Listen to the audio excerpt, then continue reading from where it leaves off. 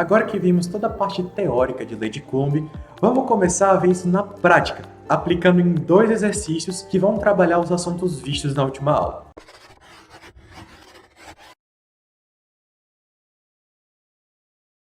Fala galera, meu nome é Antônio Paulo, membro do PET de Engenharia Elétrica da UFRN. Então vamos partir direto para os exercícios, mas antes, deixa o like aqui embaixo, comenta se teve alguma dúvida nesses exercícios de forma específica, não esquece de compartilhar o vídeo para seus amigos, se inscrever no canal e ativar o sininho. Então vamos lá galera, vamos para o nosso primeiro exercício, que vai ter o seguinte enunciado: 5 cargas pontuais idênticas de 15 mC cada estão localizadas no centro e nos cantos de um quadrado definido por -1 menor do que x, y menor do que 1 e z igual a 0.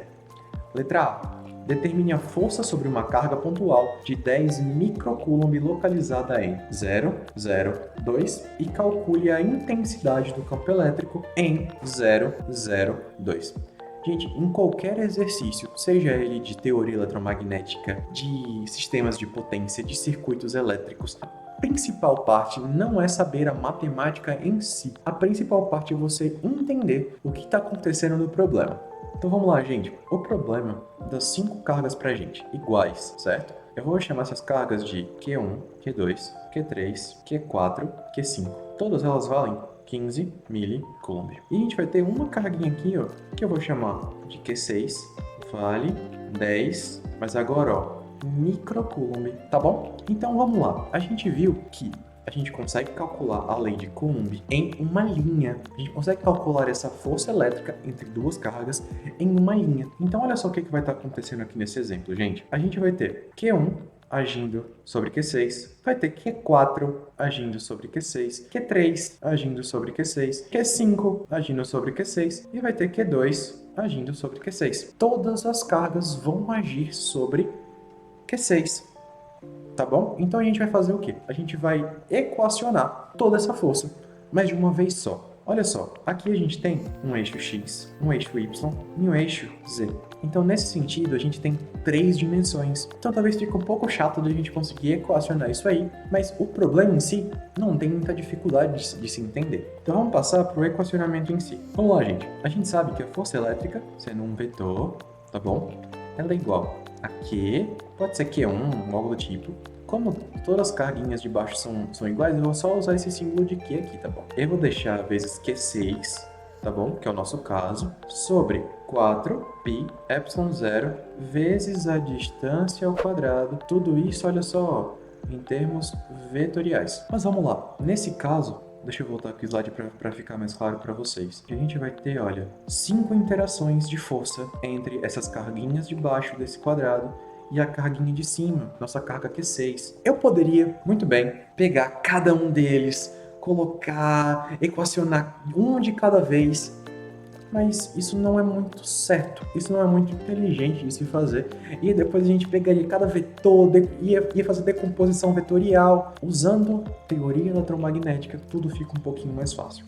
Então vamos lá, vamos começar com a nossa primeira interação, que é entre Q1 e Q6. Eu vou escrever tudo em forma vetorial e depois eu vou somar tudo, e aí eu não vou precisar fazer nenhum tipo de decomposição vetorial aqui, tá bom? Vamos lá, eu tenho que a nossa força F é igual a Q1 vezes Q6 dividido por 4π ε0 vezes a distância ao quadrado, e aqui eu vou ter o vetor de posição, tá bom? Gente, logo de cara a gente vai precisar saber a posição de cada um deles. Então, gente, eu vou começar escrevendo aqui a posição da nossa carga de prova Q6. A nossa posição da nossa carga de prova Q6 é 0 no X, 0 no Y e 2 no Z. Então vamos começar aqui fazendo essa nossa equação da força, eu não completei ali embaixo, mas eu completo agora, da força que 1 exerce em 6. Então vamos continuar aqui. Gente, vocês concordam comigo que olha aqui, ó, Q1, como eu coloquei lá atrás, Q1 é igual a Q5, que é igual a Q4, que é igual a Q3, que é igual a Q2. Então olha aqui, ó, essa multiplicação de Q1 vezes Q6 vai ser a mesma coisa, vai ser a mesma multiplicação para todas as forças. E eu também vou dividir por 4π ε0 em todas as vezes. Então o que eu posso fazer? Eu já posso fazer essa continha daqui, ó. Então vamos lá, ó. Vou começar fazendo a conta disso aqui tudo, ó, que vai ser o mesmo para todas as equações de força que a gente for calcular nessa questão. Essa conta aqui eu já fiz aqui, mas aí você também pode fazer na sua casa, não tem problema. Toda essa conta dá 135. E tudo que vai estar mudando vai ser o que? Olha, é o nosso vetor de posição. Agora ficou uma conta bem mais simples, não precisa ficar repetindo várias vezes a mesma coisa. Então vamos lá, nesse caso aqui, eu vou colocar Q1 sendo a carga que está na posição 0, 0 e 0. Então olha só como é que vai ficar essa parte do nosso F1,6. Vai ficar o seguinte, ó. Então vamos lá, ó. O nosso F1 com relação ao 6 vai ser quanto? Vai ser 135, que multiplica isso aqui tudo, ó, gente. Eu tenho a posição do nosso Q6, que é 0, 0 e 2, e tem a nossa posição do nosso Q1, que é 0, 0 e 0. Mas agora tem que ter embaixo a distância sobre eles ao quadrado. E a distância sobre eles é um módulo desse vetor aqui de cima.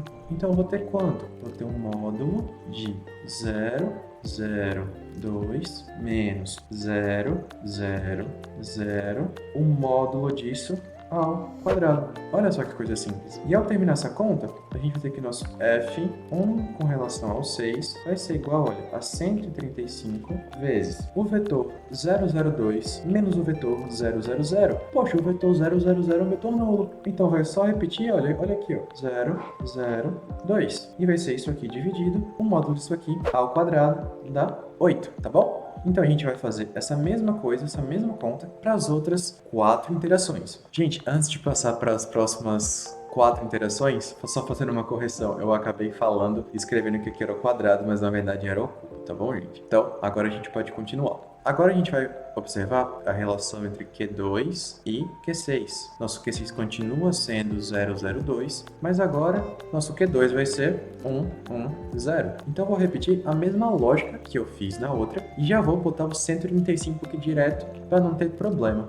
Então F de 2 com relação ao 6 vai ser igual a quanto? Olha aqui, ó, 135, que vai estar multiplicando o nosso vetor 0, 0, 2, menos o vetor 110, dividido pelo módulo de 0, 0, 2, menos 110 ao cubo. Fazendo as contas direto aqui, tá bom? Para não alongar muito, vai dar o mesmo 135 que multiplica. Então vai ser 135 que multiplica o vetor menos 1 e 2, dividido por 6 elevado a 3 sobre 2. Fique tranquilo que isso aqui, quando a gente for somar, vai fazer mais sentido, tá bom? Vamos para a próxima interação, que é a interação força F entre 3 e 6. A gente continua com o nosso Q6 na mesma posição que estava, mas agora a gente vai ter uma outra posição, porque a gente está analisando outra carga, agora vai ser Q3. Eu vou falar aqui que o nosso Q3, a posição dele é a seguinte,